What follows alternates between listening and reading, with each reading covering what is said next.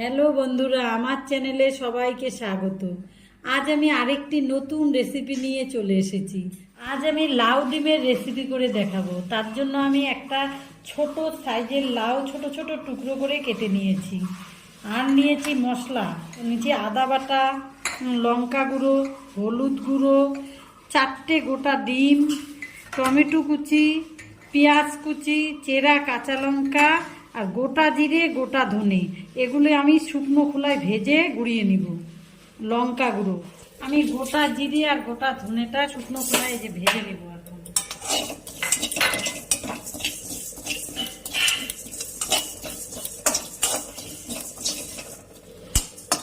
মশলাটা ভাজা হয়ে গেছে, এটাকে এখন বেটে নিব।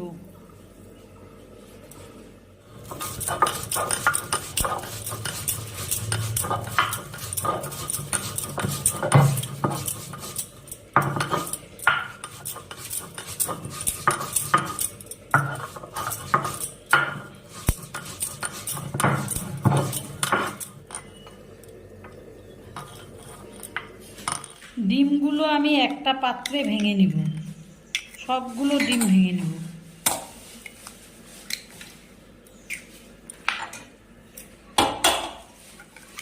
একটু নুন দিয়ে ফেটিয়ে নিব। এতে সর্ষের তেল দিয়ে দিলাম। ডিমটাকে তেলের মধ্যে ভেজে নিব।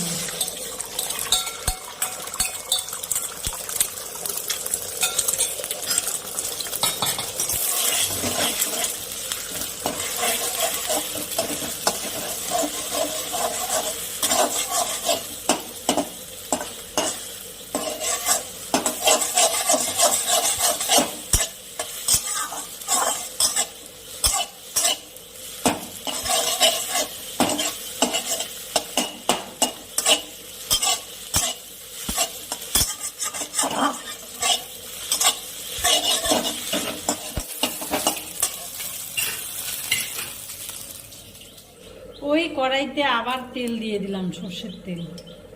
ফোড়নে দিলাম গোটা জিরে, চেরা কাঁচা লঙ্কা,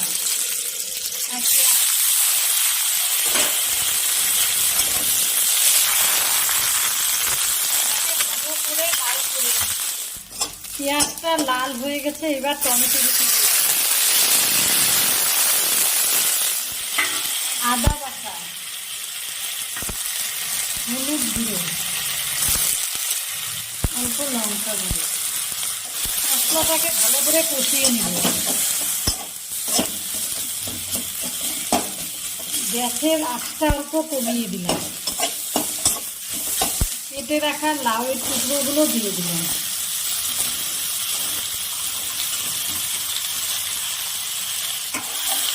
এবার লাউয়ের সাথে মশলাটা ভালো করে মিশিয়ে নিব।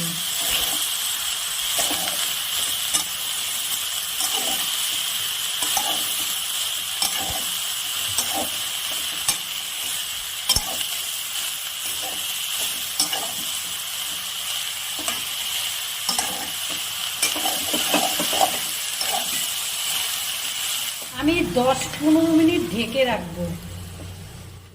15 মিনিট পরে ঢাকনাটা খুলে নিলাম।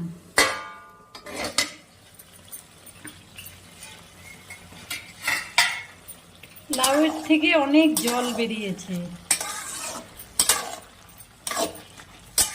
জল বেরিয়ে লাউটা কমে গেছে অল্প। এবার এখানে লবণ দিয়ে দিব। আমি আগে লবণটা দেইনি।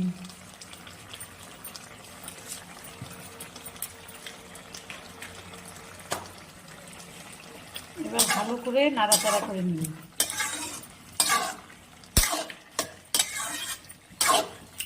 আবারও 5 মিনিট ঢেকে রাখবো। 5 মিনিট পরে ঢাকনাটা আবারও খুলে নিলাম। লাউয়ের থেকে যে জল বেরিয়েছে তাতে লাউটাও সিদ্ধ হয়ে গেছে। এবার ভেজে রাখা ডিমগুলো দিয়ে দিলাম।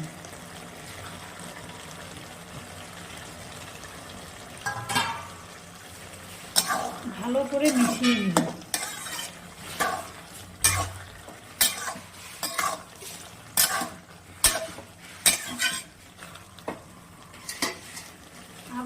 2-3 মিনিট ঢাকনা দিয়ে দেব। 2-3 মিনিট পরে আমি ঢাকনাটা আবারও খুলে নিলাম।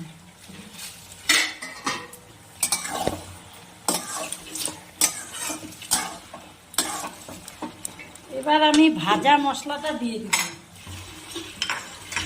ধনে আর জিরে শুকনো খোলায় ভেজে যেটা গুঁড়িয়ে নিয়েছিলাম ওই মশলাটা।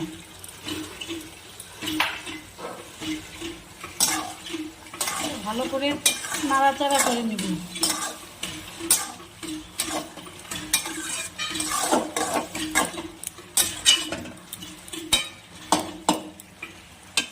একটু মিষ্টি দিয়ে দেব।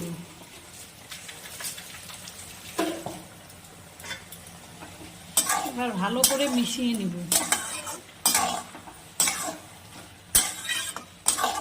আমার ডিম দিয়ে লাউয়ের রেসিপিটা হয়ে গেছে।